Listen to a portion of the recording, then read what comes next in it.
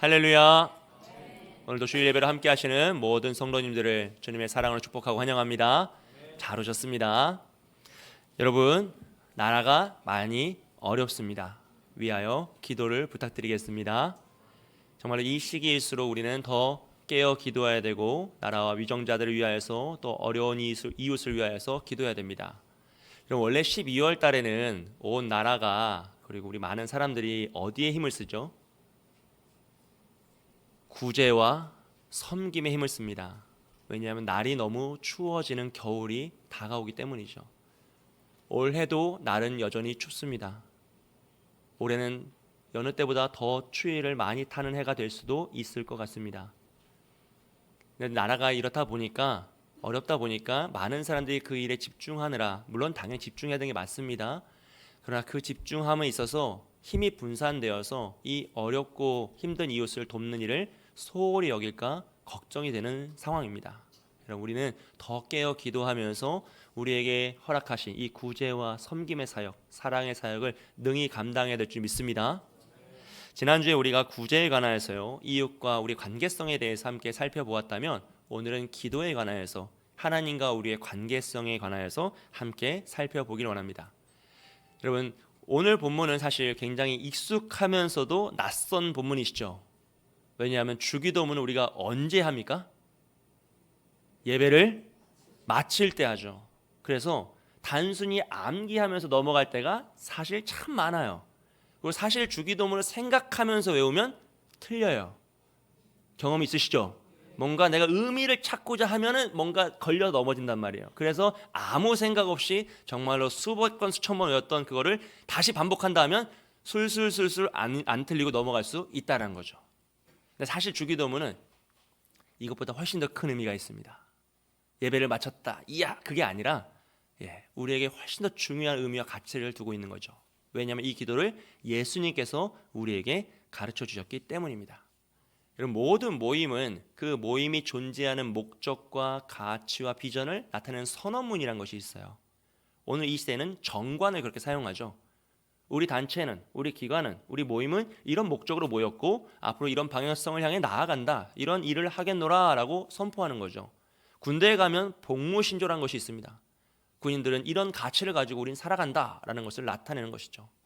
마찬가지로 예수님 당시의 신앙 공동체는 기도문을 통하여서 그 모임의 가치와 비전과 목적을 나누고 계승하여 가르쳤어요. 세례 요한이 제자들에게 가르쳤던 그 기도도 마찬가지이고, 오늘 예수님이 제자들에게 가르치는 기도 역시 마찬가지입니다. 예수님은 단순하게 완벽한 기도문을 알려주시거나 아니면 좋은 기도의 방법을 알려주시는 것을 넘어서 더 나아가 예수님의 사역이 가지고 계신 그 가치와 목적과 비전이 무엇인지를 제자들에게 이 기도를 통하여 가르쳐주고 계신다는 거죠. 그러면 이 기도를 받은 우리는 어떻습니까? 우리도 예수님의 그 가치와 목적을 계승받은 자가 되는 거죠. 또 우리 공동체는 어떻습니까? 이 교회 공동체에게 주신 이 기도는 우리가 함께 고백함으로써 공동체의 기도가 되는 것이거든요. 즉, 교회가 왜 세워졌는지, 교회가 하나님이 원하시는 목적이 무엇이고 나아갈 가치와 비전은 무엇인지를 이 주기도문이 가르쳐주고 있다라는 것이에요. 그래서 주기도문은 예배 끝났다라는 마음으로 암송하시면 안 되고 어떻게 됩니까? 내가 하나님께 이 귀한 가치를 받았구나, 이 목적을 내가 깨달았구나, 나의 삶을 통하여 이 일들을 이루어내야 되겠구나 라는 심정으로 깊이 있게 받아들이고 묵상해야 된다라는 것이죠. 할렐루야. 오늘 이런 목적을 가지고, 이런 의미를 가지고 함께 말씀을 살펴보기 원합니다. 그럼 오늘 말씀은요, 5절부터 8절까지는 기도의 주의사항에 대해서 말씀하고 계세요. 그리고 9절부터 13절까지는 주기도문이 나오고요, 14절부터 15절까지는 주기도문에 나왔던 그 용서에 관한 말씀을 한 번 더 반복하시며 강조하고 계십니다. 오늘은 성찬식이 있어서 시간 관계상 10절까지만 제가 앞부분을 다루도록 하겠습니다. 5절부터 8절에 나오는 기도의 주의사항을 살펴보면요, 첫째로 외식하지 말고 은밀하게 기도하라라는 말씀이에요. 진심과 외식의 구조가 반복되고 있죠. 왜냐하면 은밀한 중에 보시는 하나님께서 갚으시기 때문입니다. 그럼 바리새인과 서기관들은요, 사람에게 보이기 위하여서 넓은 길에서, 시장에서 소리를 외치며 기도하였습니다.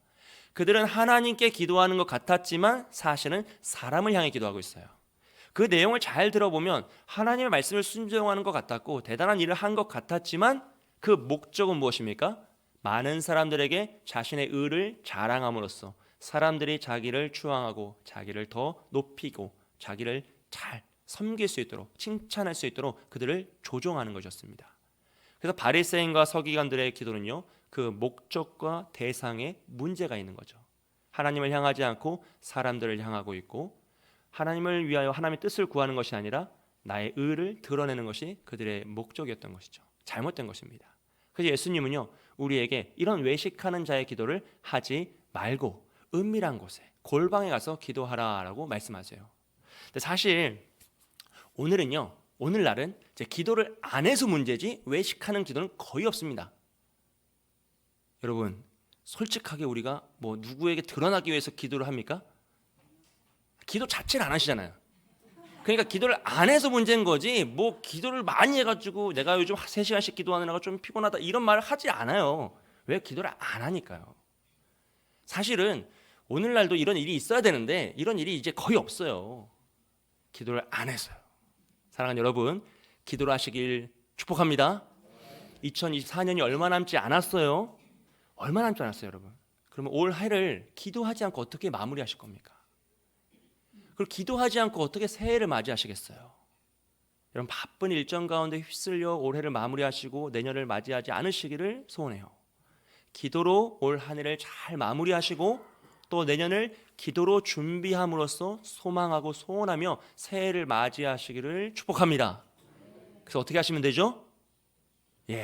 금요일 저녁 8시 반에 나오셔서 힘써 기도하시면 돼요. 여러분, 다른 게 아니에요.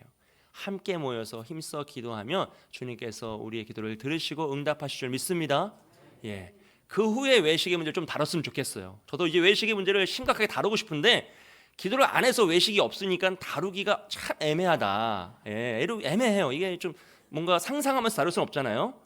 그래서 우선 기도를 우리가 하고 더 힘있게 나아갔으면 좋겠습니다. 두 번째로 예수님께서는요, 중언부언하지 말라고 하세요. 이방인들처럼 더 많은 말을 하여 하나님이 들으시는 게 아니다.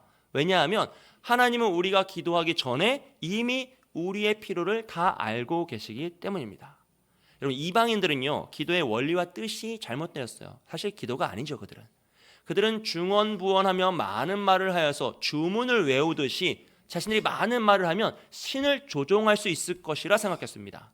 그래서 주문을 만들어서 뜻은 없어요. 뜻은 모릅니다. 원리도 몰라요. 하지만 지성이면 감천인지라. 우상숭배 원리죠.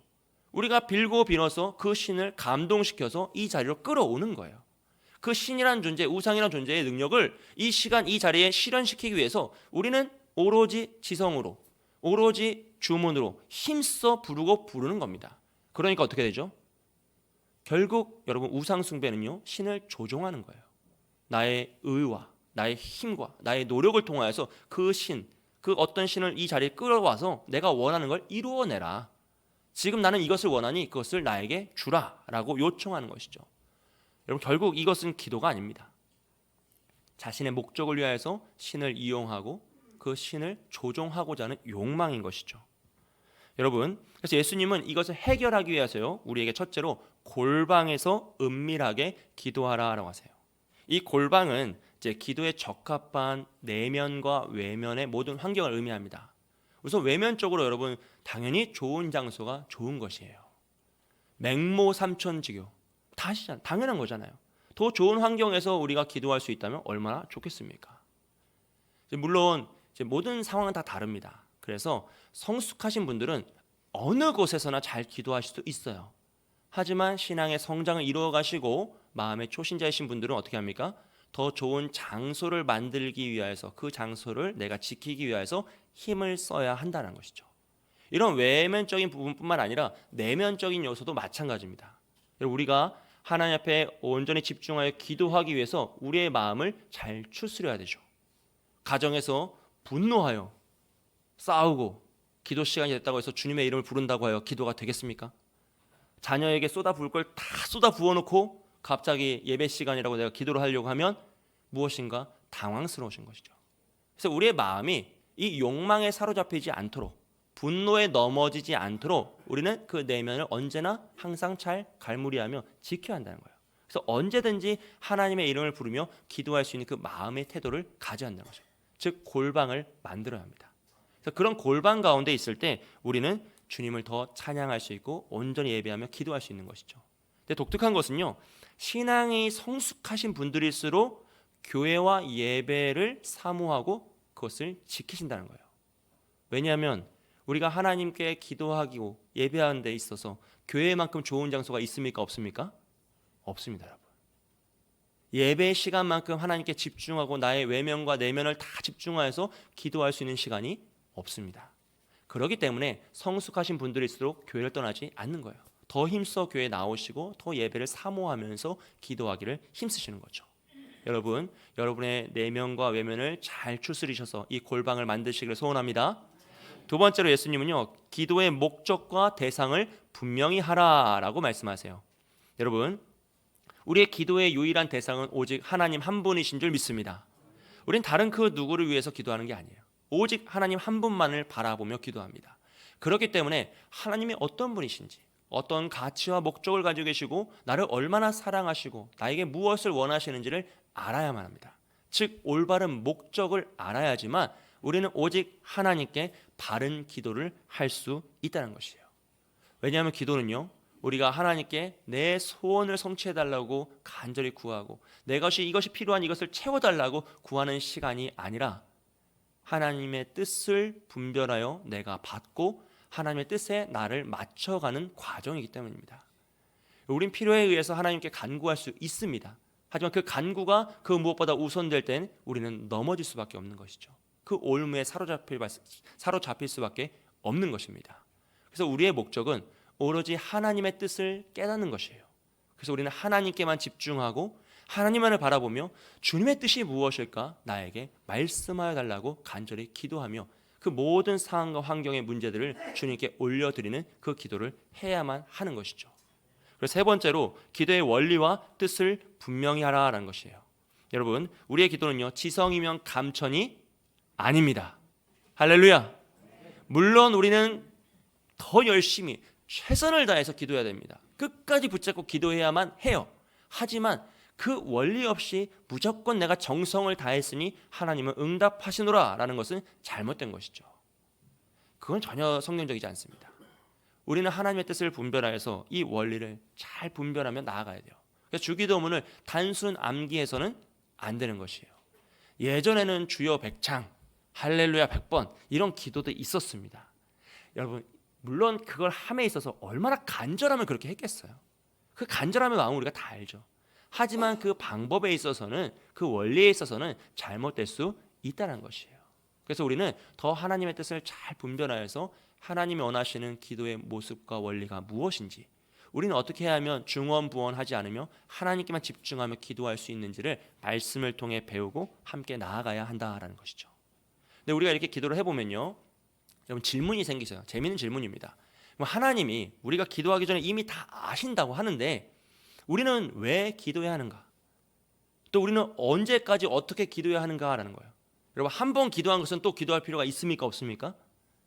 하나님 다 아시니까 또 굳이 이럴 수 있잖아요. 아니면 한 번 기도했으니 하나님 응답하실 때까지 기다리는 것도 믿음의 영역이다라고 생각할 수도 있습니다. 그러니까 즉 이 기도에 관해서 우리는 정말 많은 질문을 가질 수 있고 의문을 가질 수 있어요. 근데 우리가 왜 기도해야 되고 또 기도해야만 하냐면, 여러분, 첫째로 하나님이 그것을 원하시기 때문이에요. 그것은 하나님의 명령입니다. 여러분, 우리 하나님께 힘써 기도해야 되는 것은 우리의 아버지 되시는 하나님이 자녀되는 우리에게 주신 특권이고 하나님의 말씀이에요. 그렇기 때문에 우리는 어떤 상황이든지 하나님께 기도해야 돼요. 그리고 첫째로 기도하면서 우리는 무엇을 하죠? 우리의 필요와 간구를 위해서도 기도할 수 있습니다. 하지만 우선적으로 하나님의 뜻을 구해야 되죠. 그래서 하나님이 내 삶에, 이 문제에, 나의 상황에 무엇을 원하시는가, 그분의 뜻을 구하며 기도해야만 하는 것이에요. 그리고 하나님의 뜻이 임하였어요. 깨달았습니다. 그럼 내 삶이 바뀝니까? 안 바뀝니까? 안 바뀌시잖아요. 갑자기 왜 그러세요? 원수 사랑 돼요? 안 돼요? 안 된단 말이에요. 힘들단 말이에요. 그러니까 뜻을 구하는 것과 내 삶이 변화되는 건 다른 문제예요, 여러분. 내가 기도해서 하나님의 뜻을 받았습니다. 그럼 그 뜻이 내 삶에 이루어질 수 있도록 또 우리는 어떻게 해야 돼요? 기도할 수밖에 없는 거죠. 내 마음을 녹아주시고 내 분노를 삭혀주시고 내 기준을 깎아주셔서 이 말씀에 순종하게 하옵소서. 내 자아를 주여 십자가에 달려 죽게 하셔서 주의 말씀에 순종하는 삶을 살게 해달라고 기도하는 겁니다. 또 기도할 수밖에 없죠. 그러다가 보면 우리가 말씀에 순종할 때도 있어요. 하지만 또 시험에 들어 넘어질 때도 있습니다. 그러니 다시 기도하는 거죠. 시험에 들지 않고 악에서 구원하옵소서. 주님의 뜻을 이룰 수 있도록 나를 도와달라고 기도하는 겁니다. 그래서 우리는 언제까지 기도해야 됩니까? 주님의 온전하심에 이를 때까지 기도하는 거예요. 주님 품에 안기는 그날까지 우리는 오로지 하나님의 뜻을 구하고 그 뜻이 내 인생에 성취되기를 간구하고 또 어느 날 시험에 들었다면 낭망하였다면 주여 나를 일으켜달라고 회복시켜달라고 간절히 기도하면서 나아가는 것이죠. 사랑하는 여러분, 그래서 우리는 끝없이 기도해야 될 줄 믿습니다. 할렐루야. 이번 주 금요일날 다 오실 거죠? 네, 아멘. 힘써 기도해야 됩니다, 여러분. 기도 외에는 답이 없습니다. 오늘날과 같이 혼란스러울 때일수록 우린 더 깨어 기도해야 될 줄 믿습니다. 우리가 삶에서요 만나는 모든 문제와 고민과 어려움 앞에서요 하나님께 기도하십시오. 하나님의 뜻을 구하셔야 돼요. 그 뜻이 임하였다면 그 뜻을 이루기 위해서 애를 써보셔야 됩니다. 또 그것을 위해 또 기도하십시오. 낭망하면 또 기도하고 상처받으면 다시 기도하고 분노하면 또 기도하는 겁니다. 거기서 자유해질 때까지 계속 기도하는 것이죠. 그래서 우리는 바리새인들처럼요 다른 사람에게 보이기 위해서 기도할 필요가 전혀 없어요. 왜냐하면 우리는 오로지 하나님께만 기도하는 것이기 때문입니다. 이방인들처럼 중언부언하며 많은 말을 할 필요도 사실 없습니다. 왜냐하면 우리는 주문을 외우는 것이 아니라 이미 모든 것을 아시는 하나님께 내 마음을 구하며 내 마음을 드리며 하나님의 뜻을 구하는 것이기 때문에 내 모든 상황을 하나님께 드리고 하나하나 풀어가면 됩니다. 혹여나 기도가 어려운 분들이 계십니까? 여러분, 기도는요 그냥 하나님과 내가 평상시에 하는 말 그대로 대화를 하는 것이에요. 기도를 함에 있어서 갑자기 종교적인 언어를 쓰시려고 하니까 어려운 겁니다. 이해되시죠? 제가 청년들을 가르칠 때에는 평상시 욕을 많이 하는 친구들이 있었어요. 그럼 그 친구들은 그냥 기도할 때 욕해도 된다고 가르쳤어요. 이해되시죠? 평상시에 욕을 막 그렇게 다 쓰면서 갑자기 기도할 때만 하나님 거룩하신 막 이러니까 기도가 안 되는 거예요. 물론 이제 하나님께서는 한 번 들어주시고 두 번째쯤엔 다리를 부러뜨려서 변화시키십니다. 걱정하지 마세요. 그들의 입에 재갈을 물려서라도 변화시키세요. 그러니까 기도를 안 해서 문제인 거예요, 여러분. 그러니까 기도하실 때는요, 여러분 평상시 하시는 말씀대로 기도하셔야 돼요. 평상시 사용하시는 언어대로 기도하셔야 됩니다. 만약에 종교적인 언어를 쓰고 좋은 멋진 말을 하려고 하면 뭐가 되죠? 외식이 돼요. 걸린단 말이에요. 다른 사람이 이 기도를 들으면 어떨까 하니까 좋은 말을 써야 될 것 같은 거예요. 멋진 말을 써야 될 것 같은 거예요. 여러분 그렇지 않습니다. 내가 늘 쓰는 그 말로 하나님께 기도하십시오. 그러면 어려울 것도 없고 내 모든 상황 그대로 하나님께 기도하면 다 하나님께서 들으시고 우리의 삶의 하나하나 문제를 풀어가실 줄 믿습니다. 여러분 평상시 우리가 늘 하는 대로 외식할 필요 없이 오로지 하나님께 집중하여서 기도하시길 소원해요. 그런 마음으로 우리가 주기도문의 이제 원리를 하나씩 배워보길 원하는데요. 주기도문은 예수님이 하나의 완전한 기도문을 주시는 것은 아니에요. 이거는 이제 주문이 아닙니다. 그래서 이걸 달달달 외운다고 되는 것이 아니에요. 그래서 우리는 이 주기도문을 주신 하나님 아버지의 마음, 예수님의 그 가치와 목적을 깨달음으로써 온전한 기도로 나아가야 한다는 것이죠. 여러분 기도는요, 이제 우리 존재적 가치와 목적과 우리 비전을 다 나타내고 있습니다. 그래서 주기도문은 산상수훈의 핵심이에요. 집약체이죠. 산상수훈이 하나님의 목적을 다 나타낸다면 그 중에 가장 중심에 주기도문이 있습니다. 그래서 이것을 하나하나 살펴보기 원하는데요. 주기도는 두 개로 크게 나눠집니다. 하나님을 위한 기도와 사람을 위한 기도죠. 하나님을 사랑하고 이웃을 사랑하라. 대인관계, 대신관계 늘 반복된 그 구조가 주기도문에도 나와 있는 거예요.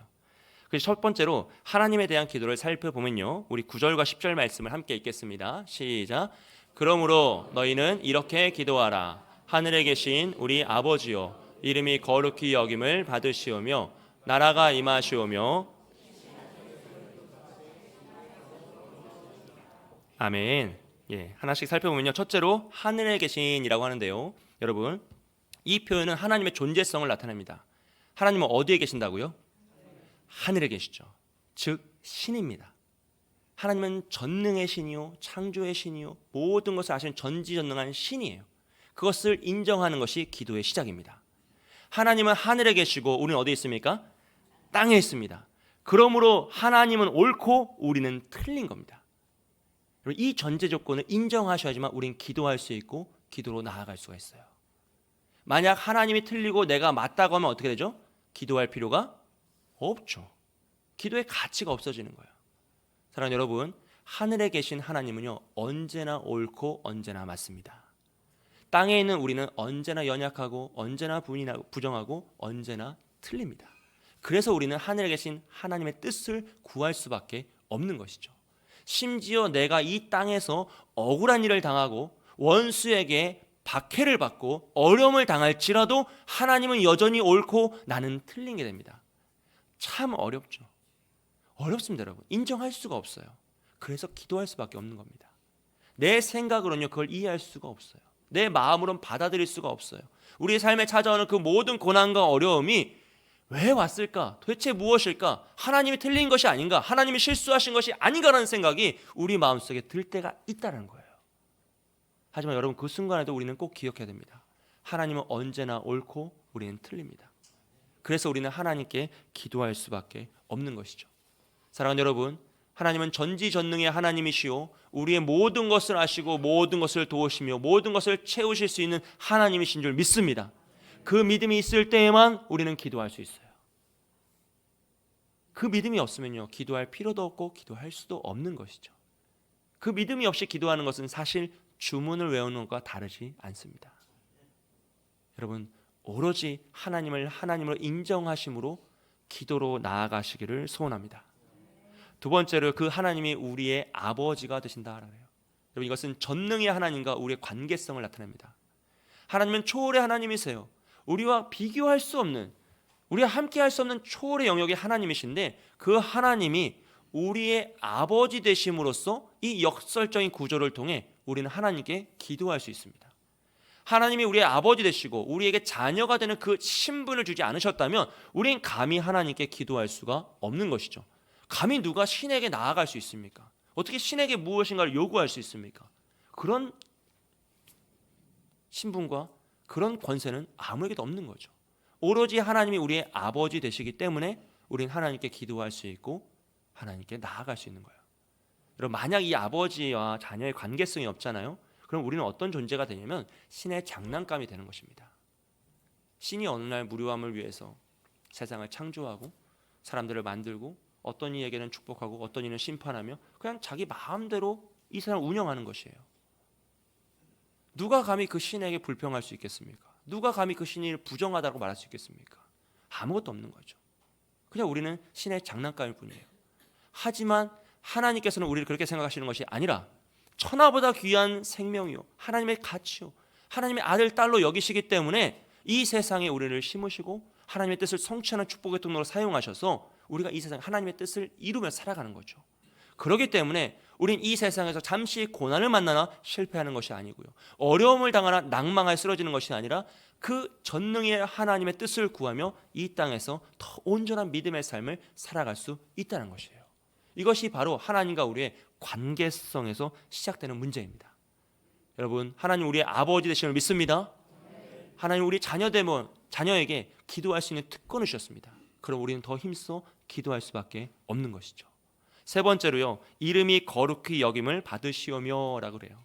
이것은 하나님의 이름을 우리가 거룩히 여긴, 영광을 올려드린다는 건데요, 우리의 삶을 통해 하나님께 영광을 돌리는 겁니다. 예수님께서 이 땅에 오셔서 하나님 말씀에 순종하시죠. 그리고 마지막에 뭐라고 하시죠? 아버지여 나를 영화롭게 하심으로써 내가 아버지께 영광을 돌리게 하옵소서라고 하죠. 즉 우리가 말씀에 순종하는 삶이 하나님을 영화롭게 하고 영광을 돌려드리는 거예요. 우린 그것을 위해 창조된 존재입니다. 우리 인간의 제일 되는 목적은 무엇입니까?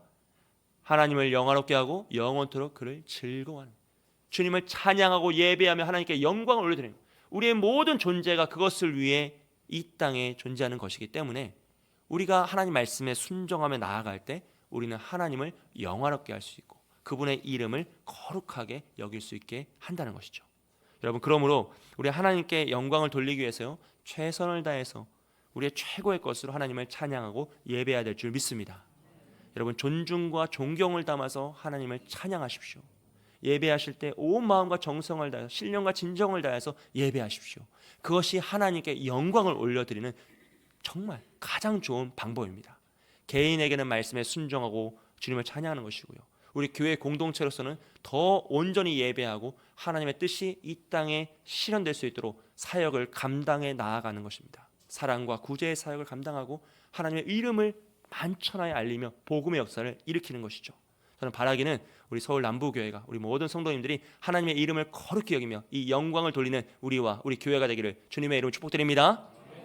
네 번째로요, 나라가 임하시오며 라고 하는데요, 여러분, 국가의 3대 요소는 영토, 국민, 주권이죠. 즉 하나님의 나라가 이 땅에 임한다라는 것은 우리가 살아가고 있는 이 땅이 주님의 영토가 되는 것이고요, 하나님의 백성인 우리가 주님의 국민이 되는 것이고, 하나님의 주권, 하나님의 말씀이 곧 우리의 법이 되어서 하나님의 통치를 인정하며 살아간다라는 것을 의미합니다. 이렇게 우리가 말씀에 순종하고 하나님의 뜻을 인정하며 우리의 삶을 살아갈 때 우리가 있는 그곳이 하나님의 나라의 그 임재의 역사로 변화될 수 있다라는 것이죠. 여러분, 하나님의 나라는요, 지리적 개념이 아닙니다. 공간적 개념이 아니라 통치적 개념이죠. 즉 하나님의 주권이 인정되는 그곳이 하나님의 나라인 것이죠. 아무리 아름다운 곳이 있어도, 아무리 많은 사람이 있어도 그들이 하나님의 주권을 인정하지 않는다면 그곳은 심판의 자리가 되는 것입니다. 지옥이 되는 것이죠.